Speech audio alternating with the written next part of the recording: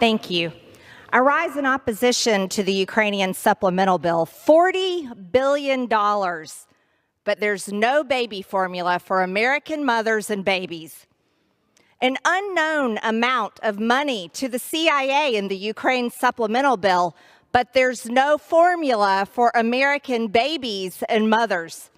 $54 million in COVID spending in Ukraine, but there's no formula for American babies and mothers. $900 million for nonprofits and organizations in Ukraine, but there's no formula for American babies and mothers. $8.7 billion for economic support and funding in Ukraine, but there's no formula for American mothers and babies. If this is about claiming that it's about saving lives, let's be real, then we would care about war-torn countries like Ethiopia. So that's a bunch of hypocrisy because I never hear Ethiopia brought up here. Totally ignoring, completely ignoring our own border crisis, our own baby formula crisis, and brutal inflation, skyrocketing gas prices that no one can afford, but $40 billion for Ukraine? Stop funding regime change and money laundering scams and U.S. politician cover-ups of their crimes in countries like Ukraine. The American people do not support paying for constant U.S. involvement in foreign affairs while our own government fails our own country. Let me remind everyone here, we swore an oath to uphold and defend the Constitution of the United States of America and our borders. We should be paying attention to our country right now. I yield back. Thank you. Gentlelady yields back. The gentlewoman from Minnesota reserved. Gentleman from Maryland is recognized. Thank you, Madam Speaker. Here's a formula for the destruction of democracy: repeating Putin's propaganda and disinformation and appeasing imperialist assaults on sovereign nations. Madam Speaker, I yield 1 minute to the gentlewoman from Washington, Ms. Jayapal. Gentlelady from Washington is recognized for 1 minute. Thank you, Madam Speaker. Workers' rights are human rights. The labor movement has shown us what is possible when we dream big and fight hard. And tonight we will clear yet another hurdle in the battle for workplace safety and dignity. I thank my colleague, Representative Levin, for his tremendous leadership on this resolution. With House Resolution 915, congressional staff will be able to organize and bargain for a better workplace without fear of intimidation or retaliation. As someone who organized with unions, working people, and for collective bargaining rights before coming to Congress, I know how important it is that we guarantee our staff that same right. As a co-lead of the PRO Act, I've continuously pushed for pro-worker policies that prioritize safety, equity, and better pay. And like other workers, congressional staff deserve to be protected at work. They put in long, hard hours. They work incredibly hard to serve the people. We must lead by example and show our gratitude by ensuring our staff have the right to bargain, to organize, and to unionize. I yield back. Gentlelady yields back. The gentleman from Maryland reserves. The gentlewoman from Minnesota is recognized. Madam Speaker, I yield myself such time as I may consume. The lady is recognized for such time as she may consume. If we defeat the previous question, I will offer an amendment to the rule to immediately consider a bill that would block the Biden administration's effort to establish a so-called disinformation governance board.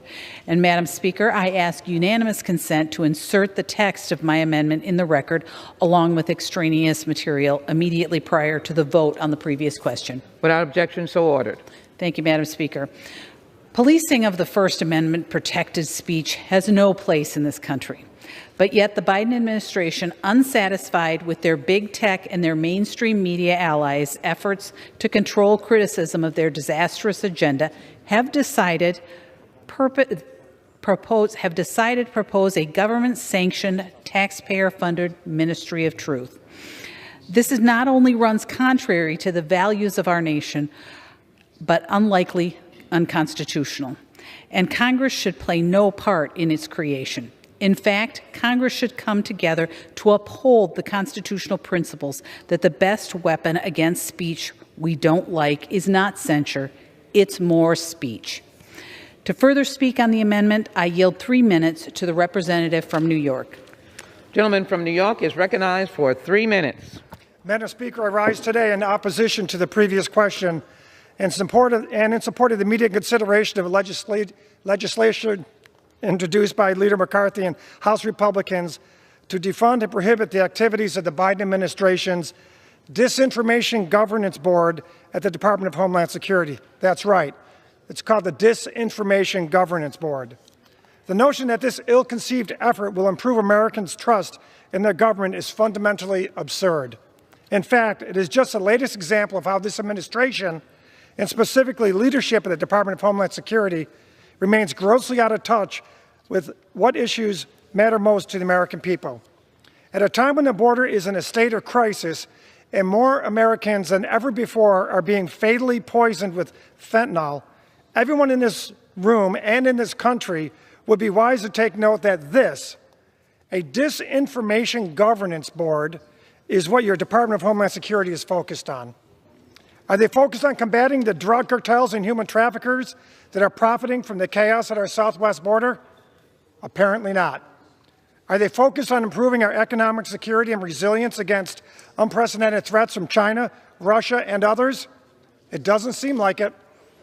Madam Speaker, as ranking member of the Homeland Security Committee, I witnessed firsthand the consistent lack of transparency demonstrated by Secretary Mayorkas and the Department of Homeland Security when faced with congressional oversight and legitimate requests for information on the department's mission. Why on earth would we trust the same department to now unilaterally expand their mission and decide for us, the public, what is or is not the truth? Why has the Department of Homeland Security been unable or unwilling to answer basic questions as to the functions or character of this board when asked by Congress? If the Biden administration was serious about making the board apolitical, as they claim they are, why have they opted to appoint known partisan operatives as its executive director and co-chairs? In fact, it is reported that the named executive director herself has promoted now debunked claims on social media. Think about that. The person they claim to be the executive director is now the one that has in the past herself engaged in disinformation. That's pretty ironic. I ask you, Madam Speaker, and my colleagues across the aisle, where is accountability for this misguided operation? With this vote, we have the opportunity to send a clear message. This administration should focus on restoring our national security, not making itself the arbiter of truth and speech. This is America. This isn't a communist country. Thank you, and I yield back the balance of my time. Gentleman yields back. The gentlelady from Minnesota reserves. The gentleman from Maryland is recognized. Madam Speaker, I yield 1 minute to the gentleman from Texas, Mr. Green. Gentleman from Texas, Mr. Green, is recognized for 1 minute. Thank you, Madam Speaker. And I thank the member, Mr. Raskin, for the time. Thank Mr. Levin for what he's done to bring this resolution to fruition. Madam Speaker, and still I rise, and today I rise to defend the rights of our staff to organize. This really is about respect. We should respect their rights, their right to have a decent day's pay for a hard day's work, their right to have the best health care that we can afford. I respect them, I support them, and I respect the right of all workers to organize. Hence, I will vote for the legislation. I yield back the balance of my time. Gentleman yields back. Gentleman from Maryland reserves. Gentlewoman from Minnesota is recognized. Madam Speaker, I yield 3 minutes to the representative from Louisiana. Gentleman from Louisiana is recognized for 3 minutes. Thank you, Madam Speaker. I rise today to oppose the previous question so that we can immediately consider H.R. 7690 to defund the Biden administration's recently announced Disinformation Governance Board. Madam Speaker, the Biden administration's decision to create this board is dystopian in design and should be doomed right from the start. Madam Speaker, the House is not in order.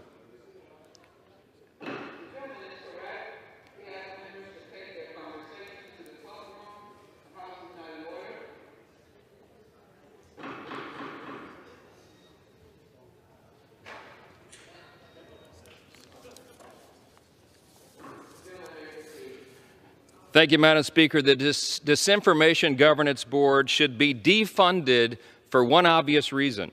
It is not only Orwellian, as everyone has said, but it is clearly unconstitutional. See, in America, we don't allow bureaucrats and government officials to choose what speech is deemed acceptable or censor and silence viewpoints they dislike.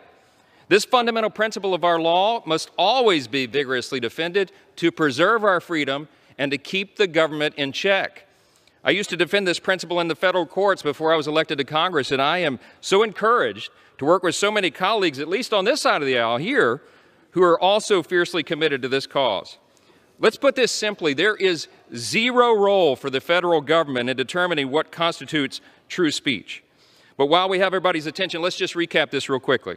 This Disinformation Governance Board will be housed within the Department of Homeland Security. It was just announced by ambush, very abruptly, by Secretary Mayorkas.